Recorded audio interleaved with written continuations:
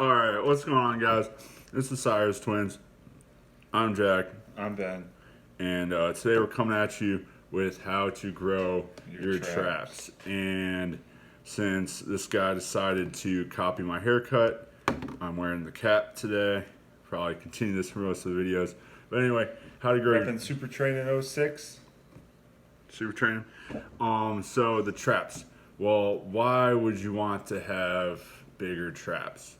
A lot of times you see bodybuilders, they don't really train them. They got some pencil neck action going on, and it makes them look much smaller than they actually are when they're wearing like a tank top, because you'll get like that little extra meat right here, or when you're wearing a shirt, like a baggy shirt, if you have a thick upper back, it will kind of make your frame look overall Yeah, bigger. it sort of drapes down.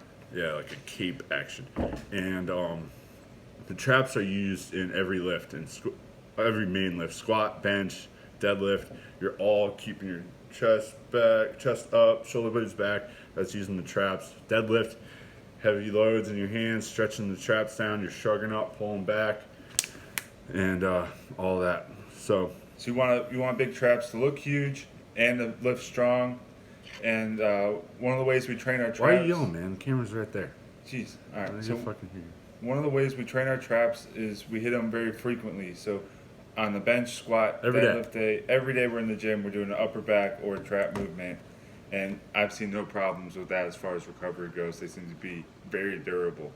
Yeah, with the if you're doing the heavy lifts like the deadlifts, especially if you're deadlifting heavy, you don't really need to do like super heavy power shrugs that a lot of people will tell you to build your traps.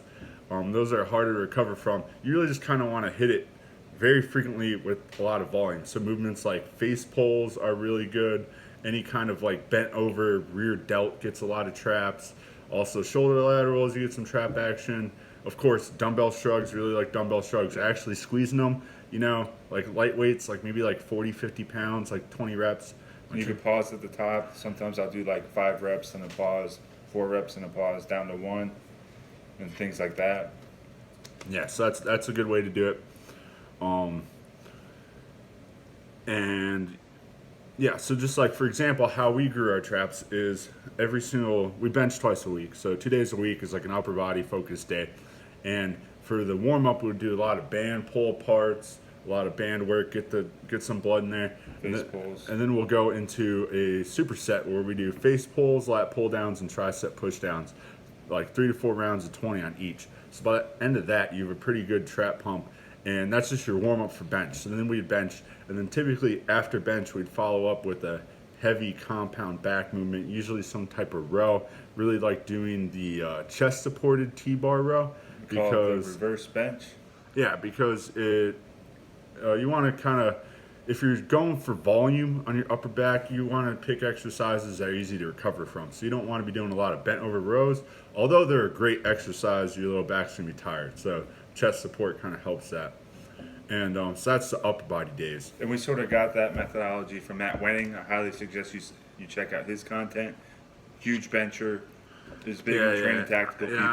I hope if they found our channel, they know who the fuck Matt Winning is, along with Team Super Training. So then that covers upper body days, the deadlift day. This is really the day where you're gonna really have the opportunity to fucking hit your back hard. And that's what we did when we were going up building our back. We did George Lehman's progressive range of motion prom program, and that program was an absurd amount of upper back volume. You're talking heavy rack pulls, talking like Heavy dumbbell rows, heavy shrugs, light shrugs, face pulls, yeah, basically everything. everything. It's fucking insane. If It you took us 4 hours. yeah, if you want to blow up your back quick, go to his website. I don't know if it's still running, musclemassAssist.com, and do that prom program because it'll get your upper back huge. It But didn't really help our deadlift, but we put some mass on. So yeah, but if you're really trying to hammer your back on the deadlift day, essentially what you'd want to do is come in, do some heavy deadlifts, maybe like 3 sets of 3 or somewhere around like 10 heavy working reps of deadlift, however you want to really break that down. And then what we would do is just like stay with the barbell for a little bit. So after the deadlifts, it's very easy to drop down into bent over rows. Just take a plate or 2 off, depending on how strong you are, and do a couple sets of bent over rows. And then you could immediately go from that to shrugging it, or even supersetting bent over rows with barbell shrugs. That's really tough. Yeah, you put some straps on and don't stop. Yeah, so after that, you could go away from the barbell and start doing like dumbbell shrugs. Lily shrugs. Yeah, Lily shrugs is a good exercise. That's where you have the dumbbells in your hand and you like do like a deadlift with the dumbbells. So you bend down, and you come back up, and then on the way up, you shrug your traps up and back, and that's a really good exercise. So you'll do some stuff like that, and then maybe finish up with like face pulls, lat pull downs, all that kind of stuff. Your back will be pretty sore from that day. So that's the deadlift day, or like the back day. And then for something like a lower body day, like squats, what we would do typically is just throw in a upper back movement after the squats, because typically your legs are tired or your fucking knee hurts or something that you don't really want to squat or hit legs anymore, because who really likes Yes. training So legs? something easy you could get a lot of volume in, maybe a couple sets of chest supported row and then a couple sets of dumbbell shrugs, something like that. Yeah, or what's really quick that we do sometimes, just pull-ups. Like pull-ups are really good exercise, and if you haven't been doing them in a while, it's really quick, because if you can only do like 8, for like to bust out 4 sets of 8 really quick on pull-ups like 5 minutes. Yeah, really quick. So that's the squat day, and that's if you're doing like a 4-day a week, like powerlifting, like upper lower base split. But of course, if you're doing something else, what I would recommend is just adding what we also did during like our bodybuilding phase when we were doing like a more of a bro split to keep the traps really growing.